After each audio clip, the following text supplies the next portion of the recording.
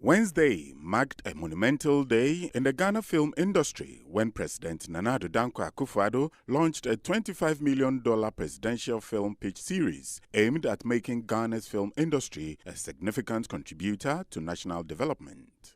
The pitch series, being executed under the auspices of the Ministry of Tourism and Culture and coordinated by the National Film Authority, is expected to create a vibrant marketplace to develop, nurture and close film deals in the global film ecosystem and make the country a film and tourism hub.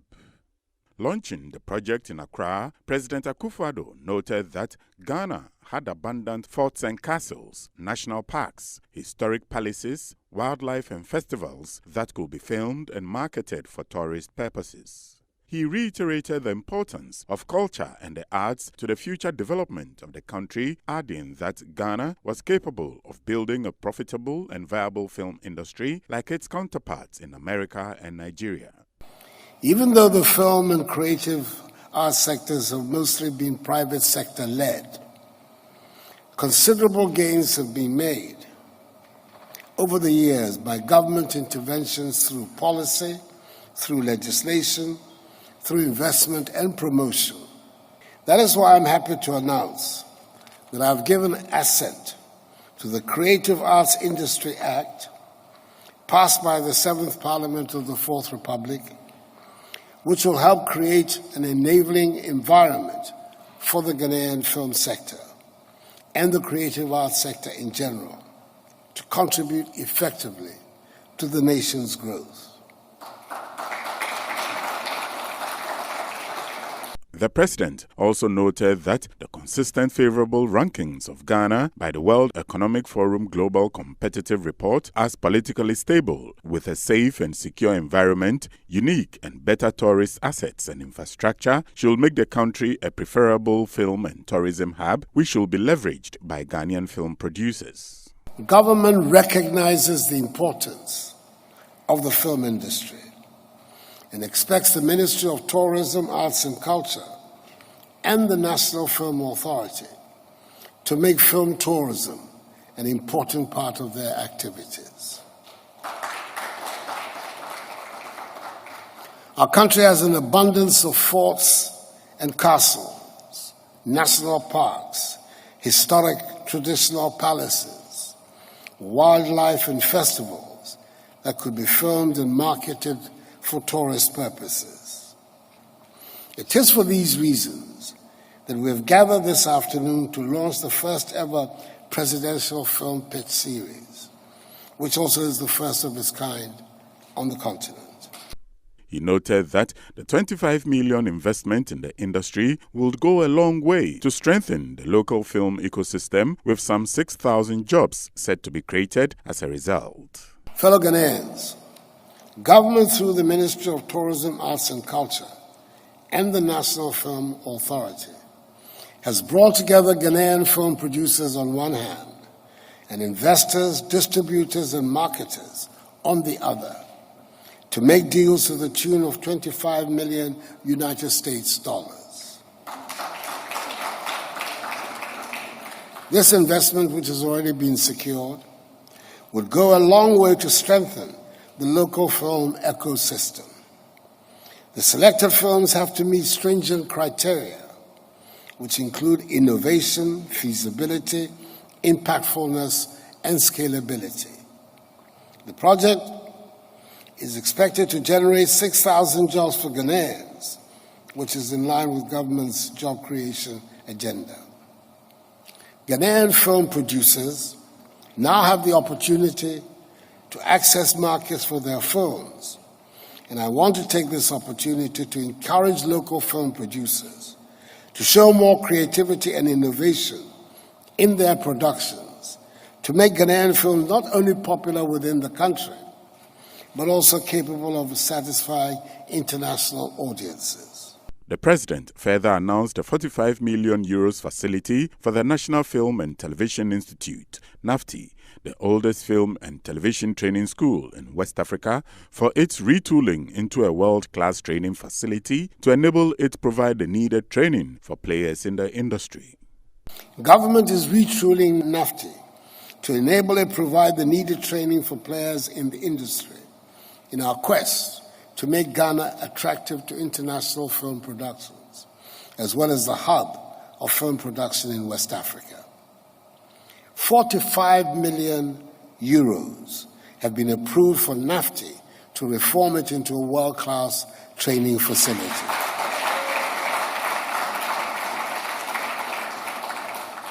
The school is also introducing specialized courses in script writing as well as the business of film. This means that Ghana will now have graduates with speciality in script writing to feed the film sector and help build the needed structures for a vibrant film ecosystem.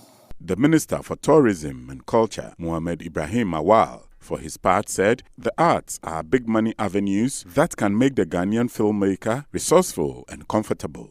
In light of this, he said the industry will produce 200 films every year and pledged to build a multi-purpose film studio for the local industry.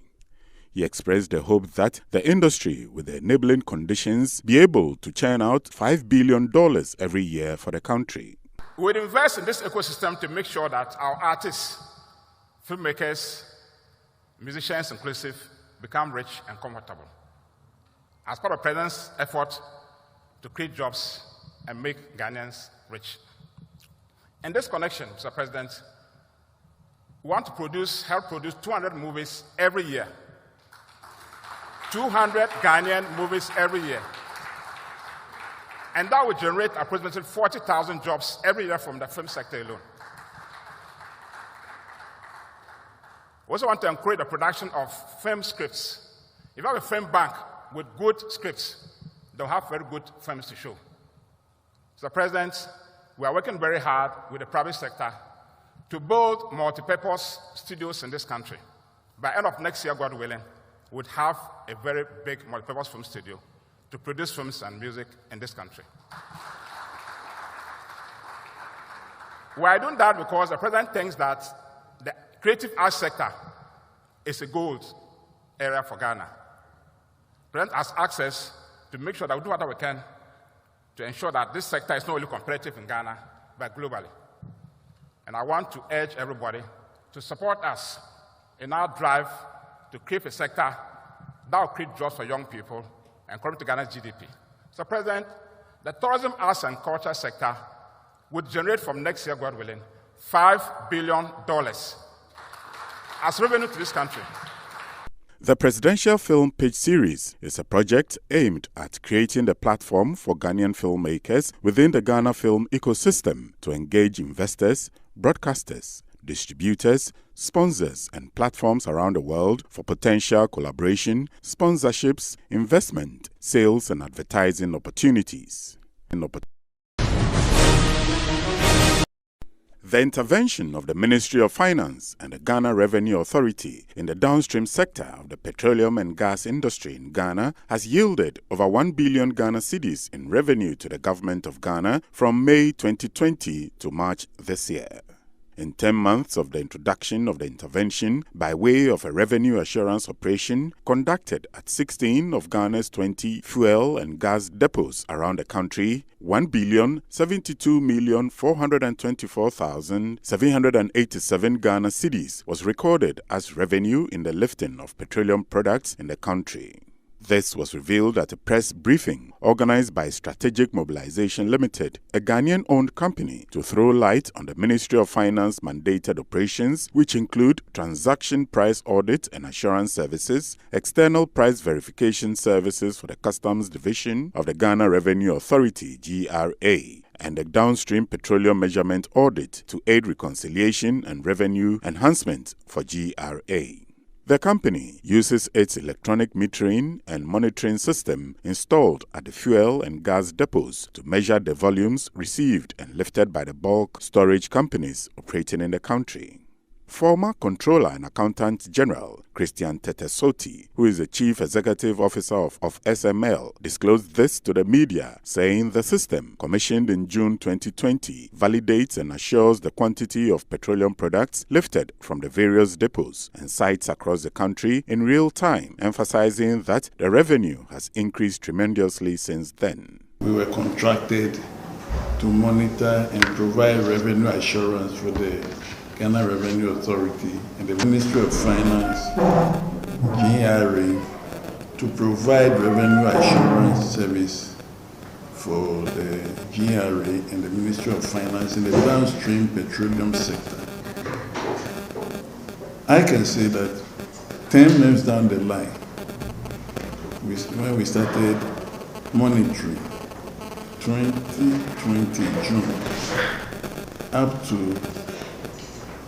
March, we can say that we have achieved to a larger extent the reason why we were contracted. And we've made a lot of impact on the revenue in the downstream petroleum sector.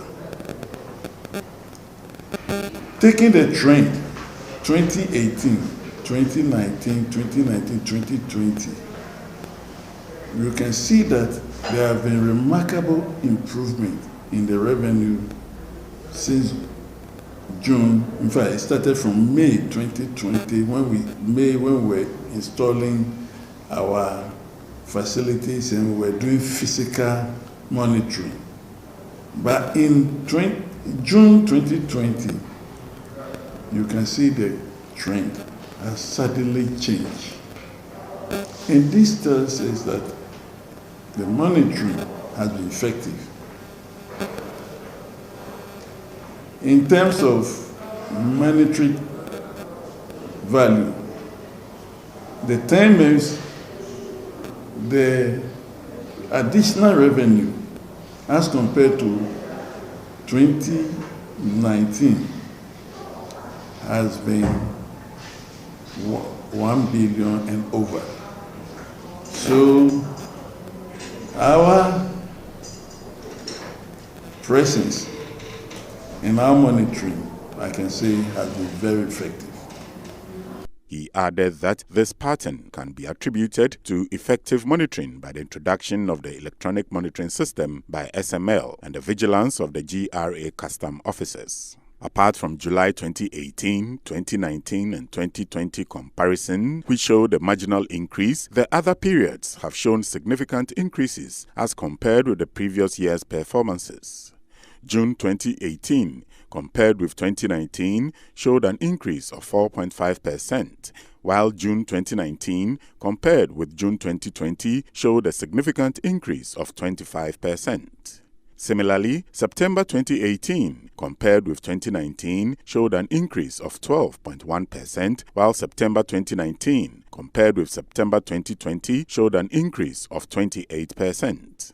He said it is noteworthy that during the time when some industries are either shut down or working with limited capacity and with borders being closed due to the COVID-19 pandemic, where there was not full movement of vehicles, the use of petroleum products has rather gone up instead of otherwise. What we can say is that the volumes that were being declared have suddenly gone up.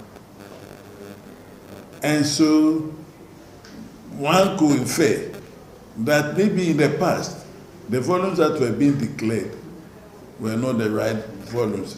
I'm just saying one could infer. I don't have evidence. And so I cannot say that that was the area of leakages. But what we are saying now is that there's monitoring. So we are getting more higher figures.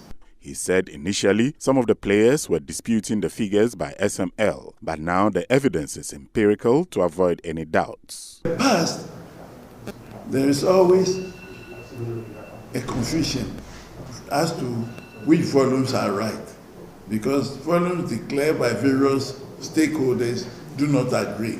Now we are a third independent party that provides assurance to the GRA and then the Ministry of Finance.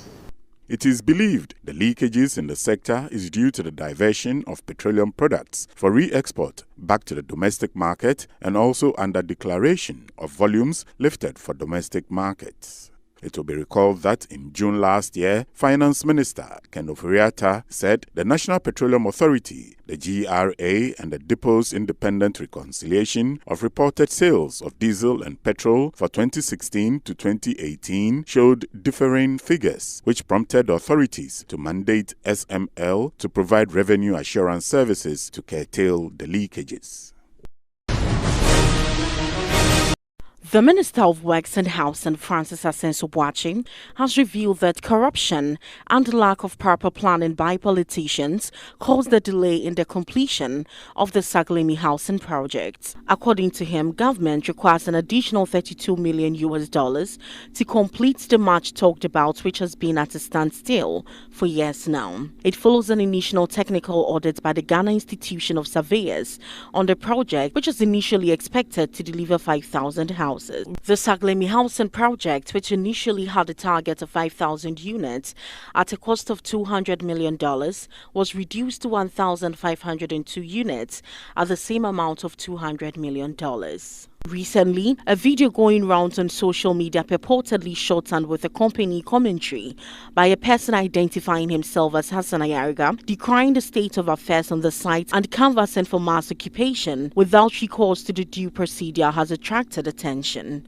Thus, the ministry is asking the general public not to be wooed by the populist appeal by the producers of the viral video to indulge in recklessness in the name of forced occupation of an incomplete development, since in the absence of the primary infrastructure, it has consequences for their own health and safety. Briefing the media on Tuesday, Francis Asensio-Boakye said so far, $197 million representing 98% has been expended on 1,502 units as against the planned 5,000 units. The ministry tasked the Ghana Institution of Surveyors to conduct a cost and technical audit of the contract executed by the contractors in the context of the variety of agreements and commitments made by the parties to the project. Upon completion of the audit, the Ghana Institution of Surveyors estimated that an approximate amount of $32 million will be needed to complete the project. The Ghana Institution of Surveyors identified several unmet activities that were the responsibility of the contractor, and a press conference was held in this effect. Based on the foregoing, and in view of the absence of the critical primary infrastructure, the ministry sought the advice of the Attorney General, who subsequently recommended for the issue to be referred to the Police Criminal Investigations Department, CID, for criminal investigations into the matter.